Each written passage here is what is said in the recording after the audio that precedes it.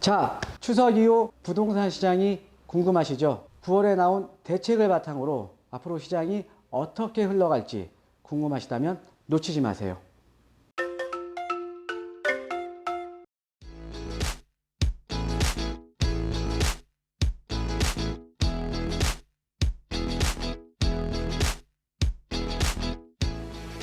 예, 안녕하십니까. 드림부동산투자연구소 정창래 대표입니다. 자, 어떻게 이번 그 명절 잘 보내셨는지 모르겠습니다. 자, 명절 동안 지금 이제 지금 뭐 언론에서도 계속 이제 부동산에 대한 얘기가 많이 나왔어요. 그 다음에 이제 이 명절 동안 또 이제 친지들 아니면 친구분들 아니면 주변의 지인분들 만나셔서 아무래도 화두가 좀 부동산 쪽 얘기를 많이 하셨을 것 같습니다. 아무래도 이제 가격이 또 많이 또 급등을 했고, 그 이후에 지금 대책이 나와서 이런 뭐 여러 가지 부동산에 대한 내용들을 많이 얘기하셨을 텐데, 자, 제가 오늘 준비해드린 강의는요, 이제 9.13 대책 이후에, 지금 이제 추석 이후에 시장에 대한 전망과, 그 다음에 우리가 지금 이제 주의 깊게 보셔야 될 포인트가 몇 개 있어요. 이 포인트도 제가 아울러서 이제 짚어서 말씀드리도록 하겠습니다. 제가 이따가 이제 강조를 해드릴 텐데, 이 포인트에 따라서, 제가 지금 말씀드린 포인트에 따라서 주택가격에 대한 상승력이 더 커지느냐, 아니면은 안정세를 유지해 갈 수 있느냐가 나오기 때문에 이 포인트 꼭 잊지 마시고요. 제 개인적으로도 사실은 이렇게 단기적으로 사실은 이 주택가격이 너무 많이 지금 상승을 해버린 거거든요. 자, 우리가 이 서울 같은 경우에 뭐 이제 마포라든가, 그러니까는 기존에 좀 중산층들이 거주할 수 있는, 그러니까는 7억에서 한 9억 사이의 자금 갖고 거주할 수 있는 뭐 마포라든가, 뭐 성동 쪽, 뭐 성동구라든가, 이런 지역들이 이제 불과 3년 만에 거의 다 13억대에서 15억대로 지금 변해버린 거거든요. 그러니까 상당히 좀 단기적인 기간 내에 가격이 지금 많이 상승을 한 건 맞습니다. 그래서 제 개인적인 바람도 지금 부동산 시장이 빨리 좀 안정을 찾았으면 하는 게 제 개인적인 바람이라고 일단 말씀을 드리고요. 자, 이와 맞물려서 본격적으로 이제 강의를 시작해 보도록 하겠습니다. 자, 지금 이제 강의 내용을 보면 먼저 이제 9.13 대책에 대한 내용들을 제가 지난 강의에도 여러 번 제가 이제 말씀을 드렸었어. 그래서 이제 처음 이제 서두에는요, 9.13 대책에 어떤 내용들이 나와 있었나 좀 요약하는 개념으로 짧게 한번 요약을 한번 해드리고요. 그 다음부터 또 이어가도록 하겠습니다. 자, 우리가 이제 9.13 대책을 보면 첫 번째가 대출에 대한 규제가 들어갑니다. 예, 대출에 대한 규제. 예, 대출에 대한 규제가 들어가는데, 이 이제 대출에 대한 이제 규제를 한번 살펴보면 어떤 내용들이 들어가냐. 자, 우리가 규제 지역 내 LTV가 지금 강화가 되죠. 자, 예를 들어서 이 규제 지역 같은 경우에는 투기가열지구, 투기지역, 조정대상 지역, 이 세 지역을 이제 일컫는다라고 이제 보시면 되겠는데, 그래서 규제 지역 내 LTV가 강화가 되는데 어떻게 강화가 되냐면, 2주택 이상자, 그러니까 규제 지역 내 2주택 이상자는 LTV 무조건 안 나옵니다. 그냥 0%예요, 0%. 자, 그 다음에 만약에 1주택자의 경우, 기존의 1주택자의 경우에도 원칙적으로는 대출 안 나옵니다. 그러니까 이 LTV라는 게 이 부동산 가격 대비해서 주택담보대출 비율이거든요. 자, 근데 이 1주택자의 경우도 원칙적으로는 0이에요. 안 나옵니다. 단, 이사라든가 이런 어쩔 수 없는 상황에 있을 때 예외 조항이 있는 거죠. 자, 그래서 이 LTV 같은 경우가 지금 이제 상당히 많이 이제 강화가 되고, 그 다음에 이제 공시가격이죠. 예, 공시가격 9억 이하, 아니 9억 이상이죠.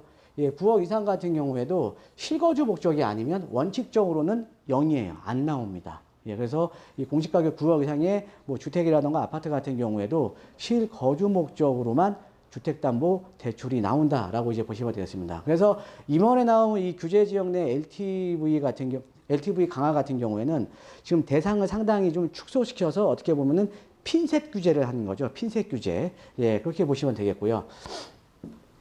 자, 그 다음에 두 번째로 보면, 이제 뭐, 우리 시청자분들 제가 항상 많이 강조해 드렸죠. 예. 임대사업자에 대한 대출이 좀 강화가 됐죠. 아무래도 예전에는 임대사업자에 대한 대출을 좀 활용을 해서 뭐 갭 투자라든가 다른 방향으로 이렇게 좀 이게 좀 이용을 하셨다 그러면 임대사업자에 대한 대출을 좀 강화시킨 겁니다. 어떻게 강화를 시켰냐면, 기존에는 임대사업자 대출 같은 경우에는 이런 주택담보대출 비율과 상관없이 보통 한 60%, 은행마다 좀 틀립니다. 은행마다 틀린데 보통 한 60%에서 80% 정도 이제 대출이 나왔었거든요. 근데 우리가 LTV는 이런 규제 지역 같은 경우에는 보통 40% 정도잖아요. 40%. 예. 40% 그러니까 이거보다 훨씬 많이 나왔다는 거죠. 그래서 이거를 이용해서 뭐 갭 투자라든가 이런 거 여러 가지로 이용을 하셨는데 이 임대사업자에 대한 대출은 어떻게 강화가 됐냐? 바로 LTV 수준까지 강화를 시키겠다라고 나왔습니다. 예, 이렇게 보시면 되겠습니다. 그래서 대출에 대한 규제가 들어갔는데 이 9.13 대책에 나온 이제 대출 규제는 이 두 가지예요. 이 두 가지인데 이 외에도요.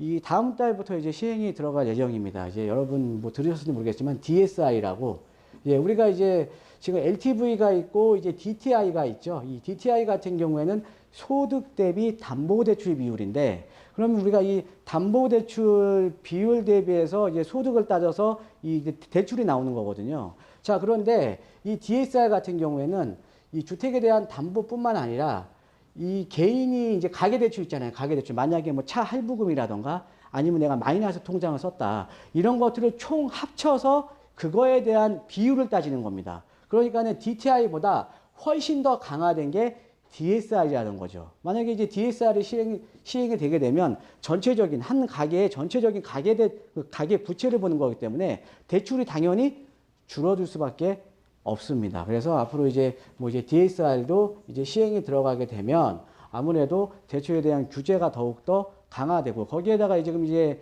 앞으로 이제 금리를 이제 인상할 예정에 있죠. 예, 금리가 인상이 된다라는 의미는 어떻게 보면 지금 이제 이 대출에 대한 규제가 더욱더 이제 강화가 되는 거죠. 대출 규모가 더 줄어드는 겁니다. 그러니까 대출 한도가 더 줄어든다라고 이제 보시면 되겠습니다.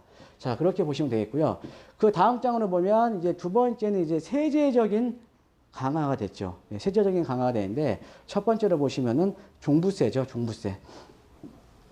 종부세입니다. 그래서 이 종부세 같은 경우가 종부세도 이제 기존의 당초 정부안보다도 추가세율이 또 인상이 많이 됐죠. 예, 추가세율이 인상이 됐고 기존의 이 추가세율 인상 같은 경우에는 3주택자 이상이었는데 지금 같은 경우는 어떻게 바뀌었냐면 이렇게 바뀌었죠. 3주택자 이상이거나 또는 이 규제 지역 내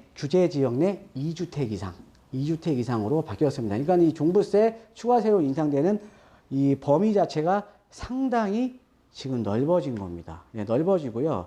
또 하나가 제가 그때 말씀드렸듯이 다른 이제 뭐 채널이라든가 이런 데서는 계속 뭐 추가세율 갖고 말씀을 하시는데 근데 가장 큰 거는 제가 봤을 때는 세부담 상한이 상당히 큽니다. 세부담 상한. 그러니까 세부담 상한이 그때 말씀드렸듯이 우리가 이제 지금 이제 3주택 이상자라든가 아니면 규제지역 내 2주택 이상 같은 경우에는 세부담 상한선이 기존에 이제 150%였거든요. 당초 정부안이. 근데 이게 지금 300%로 바뀌어버리는 거예요. 그러니까는 2주택 이상 다주택자 같은 경우에는 세부담이 상당히 높아진 겁니다. 이 내용이 지금 잘 이해가 안 되시는 분들은 제가 전 강의에 다 강의를 해드렸는데 만약에 참고하실 분들은 전 강의 참고하셔도 되겠습니다. 2주택 이상자, 그러니까 규제지역 내 2주택 이상이라던가 뭐 총 합쳐서 3주택 이상의 주택을 보유하시는 분들은 세부담 상한율이 인상이 되면서 종부세에 대한 부담, 그러니까 보유세에 대한 부담이 상당히 많이 높아졌습니다. 자, 그리고 이제 우리가 1주택자도 마찬가지. 1주택자 같은 경우에도 우리가 뭐 이제 가표에 따라서 틀리기는 한데 어찌됐든 앞으로 기준시가 현실화를 계속적으로 해 나가고요. 자, 거기에다가 플러스 공정시장가액 비율도 연마다 5%씩 올리게 되면 점점 보유세에 대한 부담은 높아질 수밖에 없습니다. 자, 보유세에 대한 부담이 높아지면 만약에 우리가 뭐 이제 고가주택을 소유하신 분들 중에 아니면 여러 주택을 소유하신 분들 중에 만약에 다른 소득이 없으신 분들 같은 경우에는 그 자산은 내가 가지고 있는 주택이라든가 이런 것들을 처분할 수밖에 없다라는 거죠. 예, 처분할 수밖에 없다라는 겁니다. 그래서 이제 종부세 인상에 대한 게 이제 세제가 강화가 됐다라고 이제 보시면 되겠고요. 자, 두 번째는 이제 양도소득세가 강화가 됐죠. 양도소득세 같은 경우는 첫 번째가 딱 두 가지만 말씀드릴게요. 첫 번째가 어떤 게 이제 강화가 됐냐면 양도소득세는 그 1가구 1주택자 그 장기보유 특별공제 있죠. 예, 1가구 1주택자에 대한 장기보유 특별공제가 원래는 80%였는데 여기에는 원래 거주 요건이 없었습니다. 근데 거주 요건, 2년 거주 요건이 신설이 됐습니다. 그래서 2년 거주 요건이 신설이 됐고 적용 시기는 언제부터? 2020년 1월 1일부터 이제 시작이 된다라고 이제 보시면 되겠습니다. 또 이제 일시적인 1가구 2주택도 있죠. 뭐 A주택 매입하고 B주택 취득한 시점부터 기존에는 A주택을 B주택을 매입한 시점부터 3년 이내에 매도했으면 비과세 혜택을 줬는데 지금은요, 앞으로는 이 발표 이후에 취득분 같은 경우는 2년으로 줄어들었습니다. 2년으로. 그래서 우리가 보통 일시적인 1가구 2주택자 같은 경우는 부동산 시장이 상승기에 있을 때는 전세를 주고 이게 자연스럽게 이제 갭 투자로 이어졌거든요. 근데 이게 원천적으로 이제 봉쇄가 된다. 다 이런 거 일시적 1가구 2주택자에 대한 2년으로, 그 2년 요건으로 지금 변한 거는요. 지금 시장에 물건을 많이 내놓기 위한 조치로 이해를 하시면 되겠습니다. 제가 봤을 때 상당히 좀 바람직한 이제 조치로 보시면 될 것 같아요. 왜냐하면 지금 시장에 물건들이 지금 어떻게 보면은 물량 자체가 지금 비정상적으로 없었기 때문에 가격이 오른 거거든요. 그러니까는 이런 것들로 인해서 어떻게 보면 이제 갭 투자를 막겠다라는 정부의 의지가 보여진다라고 이제 보시면 되겠습니다. 자, 그 다음에 이제 임대사업자에 대한 혜택이 축소가 됐죠. 임대사업자에 대한 혜택이 축소가 되는데 그 중에 하나가 아까 말씀드렸듯이 뭐 임대사업자 대출도 좀 많이 강화가 됐고 또 하나는 이제 중과세가 이제 적용이 됩니다. 예, 중과세가 예전에 이제 중과세 적용이 안 됐거든요. 자, 그 다음에 이제 금액 요건을 신설을 했는데 이 임대사업자에 대한 내용 하나만으로도 어떻게 보면 1시간 갖고도 모질라요. 근데 제가 지난 강의 시간에 또 임대사업자에 대한 혜택 부분에 대해서 따로 또 강의해 드린 내용들이 있거든요. 그러니까는 이게 좀 조금 이해가 안 되시는 분들은 그 강의를 좀 참고하시면 될 것 같아요. 자, 여기서 제가 또 한 가지 말씀드리면요. 여러분, 우리가 이 부동산은요. 재테크 상당히 중요하죠. 어떤 지역에 어떤 물건을 사야 되냐 상당히 중요합니다. 자, 그런데 최근에는 이런 양도소득세라든가 아니면 임대사업자에 대한 세금적인 부분이 상당히 많이 중요해졌습니다. 많이 복잡해졌고요. 그래서 우리가 부동산은 재테크도, 그러니까 어느 지역에 사는 재테크도 중요하지만 또 하나 중요한 거는 바로 세테크도 상당히 중요합니다. 그래서 기본적인 내가 세테크를 받기 위해서는 어느 정도의 지식은 내가 가지고 있어야 된다는 거죠. 그래서 이 임대사업자에 대한 혜택 부분에 대해서는 이해가 안 되시는 분들은 제 지난 강의를 한번 찾아보시면 될 것 같습니다.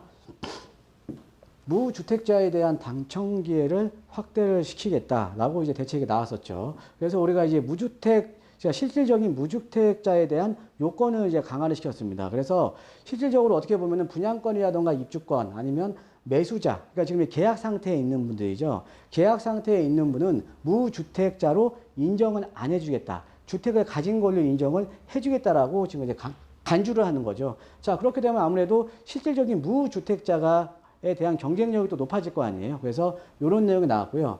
자, 또 하나가 보면은 무주택자에 대한 추첨제를 확대를 시키겠다라고 나왔습니다. 자, 이 무주택자에 대한 추첨제에 대해서 확대를 시키겠다에 대한 내용은 다음 절에 한번 넘어가 보면 자, 이거죠. 자, 우리가 지금 서울시 전역 같은 경우에는 투기가열지구죠. 거기다가 이제 서울의 인근 지역의 몇몇 지역이 또 이제 조정대상 지역인데 이 투기가열지구 같은 경우에는 전용 면적 85제곱미터 이하 있죠. 이하 아래. 그러니까 아파트로 따지면 뭐 33평형 이하짜리는요. 100% 추첨제예요. 100% 추첨제인데 근데 전용 면적 85제곱미터 초과 물량에 대해서는 100% 가점제입니다. 가점제. 추첨제가 아니고 가점제예요. 다시 한번 제가 정리해 드릴게요. 그러니까는 투기가열지구내 전용 면적 85제곱미터 이하 있죠. 이하는 100% 가점제로 가는 겁니다. 가점제로 가는 거고 근데 그 이상이 되는 초과되는 물량의 50%는 추첨제로 가는 거죠. 예, 추첨제로 가는 거고 그 다음에 이제 조정대상 지역 같은 경우에는 전용 면적 85제곱미터 이하 같은 경우에는 그 중에 물량 중에 25%, 그러니까 4분의 1 정도죠. 그 다음에 85제곱미터 초과되는 물량의 70%는 추첨제로 갔거든요. 그런데 이 추첨제로 가는 거를 먼저 배정을 무주택자한테 해주겠다라는 겁니다. 무주택자한테. 그렇게 이해하시고, 그러면 이제 상대적으로 무주택자 같은 경우에는 당첨에 대한 가능성이 상대적으로 좀 넓어진 거죠. 그런데 이렇게 되다 보니까 또 문제점이 노출이 됐어요. 어떤 의미냐면, 그러니까 집을 넓혀가시려는 1주택자들, 아니면 노후주택에 좀 거주하고 있다가 청약을 그러니까 아파트 청약을 해서 집을 또 이사하려는 실수요자들 같은 경우에는 상대적인 또 역차별을 또 당하는 거죠. 이분들도 어떻게 보면 넓은 의미에서 보면은 실수요자가 맞잖아요. 그래서 어떻게 보면은 이 물량 중에 일부는 먼저 무주택자한테 우선 배정해 주고요. 그 다음에 1주택자 같은 경우는 그 이후의 물량을 배정해 준다라고 이번에 또 나왔습니다. 그렇게 이해를 하시면 될 것 같고요. 자, 그래서 무주택자에 대한 당첨 기회를 확대를 시키겠다. 라는 대책을 또 말씀을 드렸고, 자, 그 다음에 이제 가장 중요한 내용입니다. 예, 이번에 9월 21일 날 나왔죠. 제가 이제 그 명절 이제 세기 전에 또 이제 유튜브 상에 제가 올려드렸고요. 이걸 한번 요약을 한번 해드릴게요. 9월 21일이죠. 이제 수도권 지역에 대한 주택 공급 확대 방안이 지금 나왔는데, 일단은 첫 번째가 수도권 인근 지역에 수도권 내에 공공택지를 확보를 하겠다. 그래서 뭐 서울이라던가 경기 인천 쪽으로 해서 뭐 1차로 17곳, 35,000호 정도를 이제 조기에 이제 공급을 하겠다라고 했고, 그 다음에 2차로 또 그러니까 좀 소규모 공공택지를 확보를 해서 2차로 65,000호 정도를 공급을 하겠다라고 이제 발표를 했습니다. 자, 그런데 뭐 서울 같은 경우가 지금 예상되는 게 뭐 성동구치소라든가 뭐 개포동 일대 뭐 재건마을 이런 데가 있는데, 상당히 지금 이게 지금 발표가 되고 나서 상당히 많이 지금 좀 많이 지금 이제 이슈가 되고 있죠. 지금 성동구치소가 이전을 하면서 그러니까 이전을 하면서 그 성동구치소 자리를 어떻게 보면 그 해당 주민들을 위한 뭐 커뮤니티 시설이라던가 이런 거 아니면 복합 문화센터 이런 것들로 활용을 할 줄 알았는데, 갑자기 거기에 이렇게 주택이 공급이 된다고 하니까 지금 사실은 그 주민들은 상당히 지금 반대를 하고 있는 상황이죠. 뭐 지금 이제 공공택지로 발표됐던 지금 시흥이라던가 강명 이런 지역도 지금 마찬가지입니다. 상당히 주민들의 반발이 심하다라는 거죠. 예, 주민들의 반발. 그래서 이거는 한번 지켜봐야 될 것 같아요. 왜냐하면 우리가 지난 과거에서 한번 이제 볼 수가 있듯이, 우리가 과거에 그 박근혜 정부에서 추진했던 행보주택 같은 경우에도 주민 반발에 의해서 못 들어간 지역들이 상당히 많이 있거든요. 그래서 이런 것들도 한번 생각을 한번 해보셔야 될 것 같습니다. 차질 없이 진행이 되면 어찌됐던 이제 그 공급에 좀 이제 숨통을 좀 틔워주는 거니까 상당히 좋은데, 이건 한번 지켜봐야 될 것 같습니다.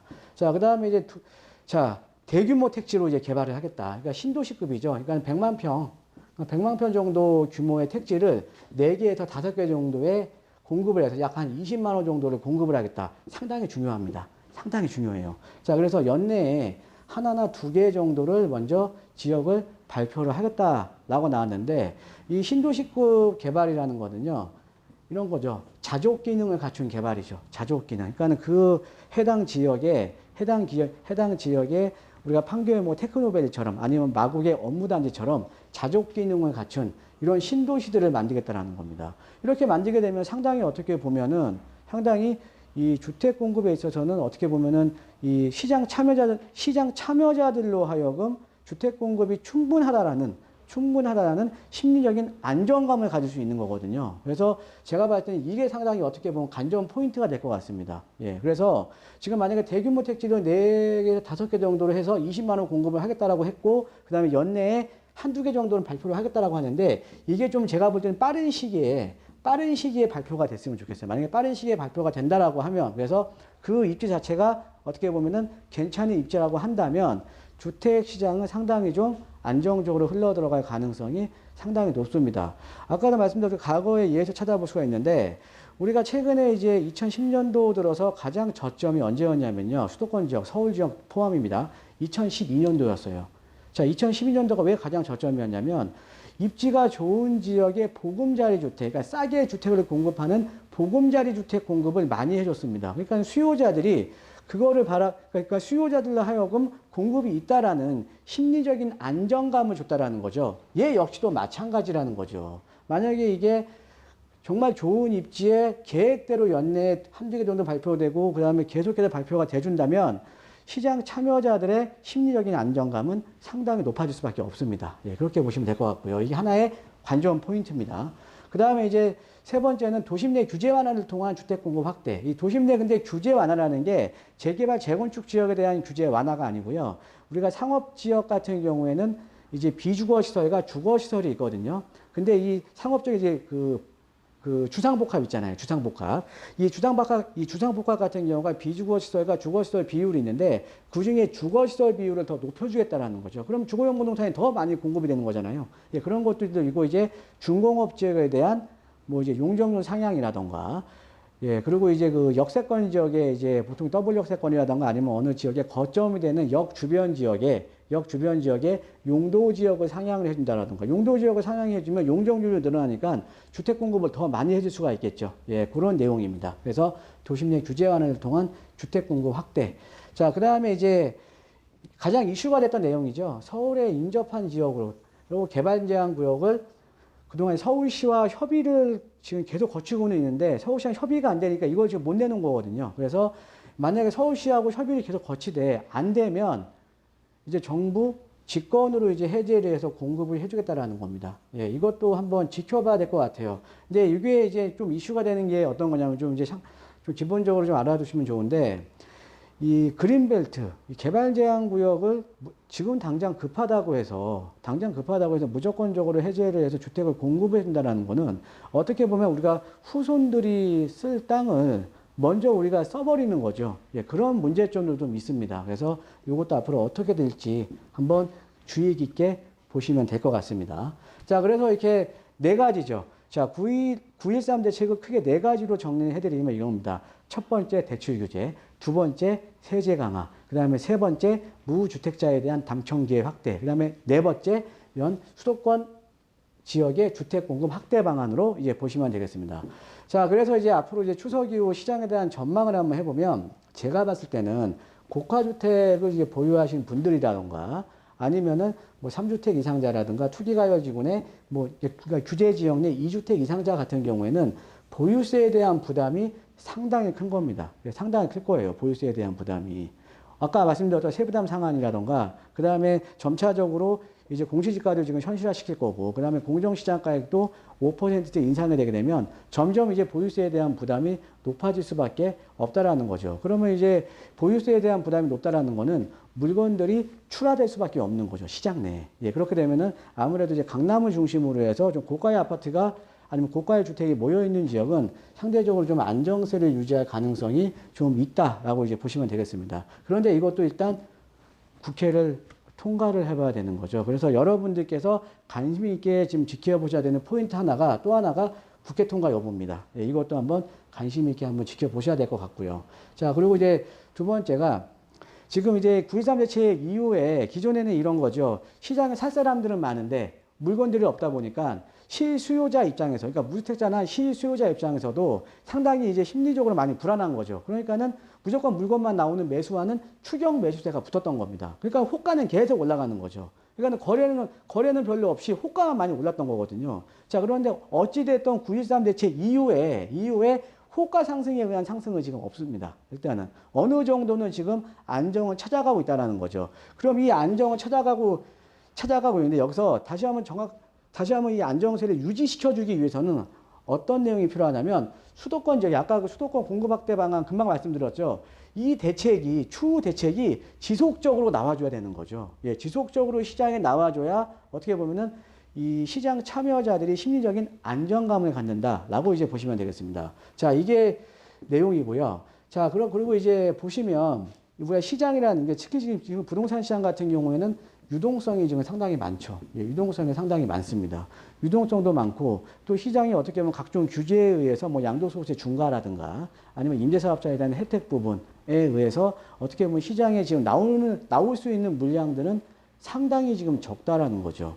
그러니까 물량은 적고 살 사람들이 많으니까 아까 이런 추경 매수세도 생기면서 가격이 많이 급등을 한 거거든요. 그래서 시장 같은 경우는 유동성이라든가 수요와 공급도 중요하지만 가장 큰 거는 이런 심리적인 요인이 상당히 큰 겁니다. 심리적인 요인. 그건 심리적인 요인이 크다라는 의미는 시장에 참여하는 사람들로 하여금 충분하게 심리적인 안정감을 줘야 되거든요. 근데 심리적인 안정감을 줘야 되는 게 어떤 거냐면 아까 말씀드렸듯이 주택 공급에 대한 정책입니다. 주택 공급에 대한 추후 대책이 지속적으로 시장에 나와줘서 주택 공급은 충분하다라는 시그널을 지속적으로 줘야 돼요. 자, 그런데 여기서 하나 이제 짚고 넘어가야 되는 게 자, 주택 공급이 무조건 또 많다라고 해서 가격이 또 안정세를 유지하는 건 아닙니다. 어떤 의미냐면 지금 이제 제가 이제 지난 강의에서도 말씀을 드렸는데 우리가 양으로 승부하면 안 돼요, 이제는. 지금은요, 주택시장이 양적 공급의 시기는 지난 겁니다. 양적 공급의 시기는 우리가 지난 이제 고도성장기 때나, 그러니까 고도성장기에는 아무래도 일자리를 찾아서 이제 수도권 지역으로 모여드니까 그때는 양적 공급이 필요했었거든요. 양적 공급. 그러니까 양으로 승부했던 거죠. 자, 그런데 지금은요, 양적 공급의 시기가 아니라 질적 공급의 시기로 바뀌어버린 겁니다. 어떻게 보면.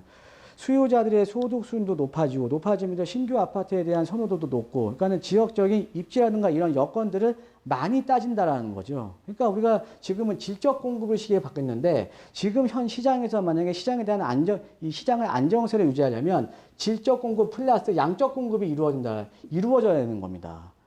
그러니까는 지금 이제 앞으로 나올 뭐 신규 택지라던가 뭐 대규모 택지, 뭐 신도시구 택지라던가 이런 지역들의 그래서 입지적인 여건이 상당히 중요하다라는 거죠. 이거에 따라서 앞으로 또 시장에 대한 향배가 달라질 수밖에 없다라는 거죠. 자, 그래서 오늘 이번 시간에는요, 일단 9.23 대책에 대한 내용과 그 다음에 9.21 수도권 주택 공급 확대 방안에 대한 내용을 또 요약을 해드렸고, 그래서 이제 추석 이후에 우리가 지금 꼭 주의 깊게 보셔야 되는 몇 가지 관전 포인트를 제가 이제 말씀을 드렸습니다. 그래서 앞으로 이 대책들이 뭐 이제 국토부라든가 아니면 뭐 기획재정부에서 이런 그 대책들이 나오면 제가 아까 말씀드렸던 관전 포인트 있죠? 그거 꼭 주의 깊게 지켜보시고요. 자, 오늘 내용이 좋으셨다면 오른쪽 보시면요, 구독 버튼이 있습니다. 예, 구독 버튼 하시고요. 좋아요도 한번 눌러주세요. 좋아요도.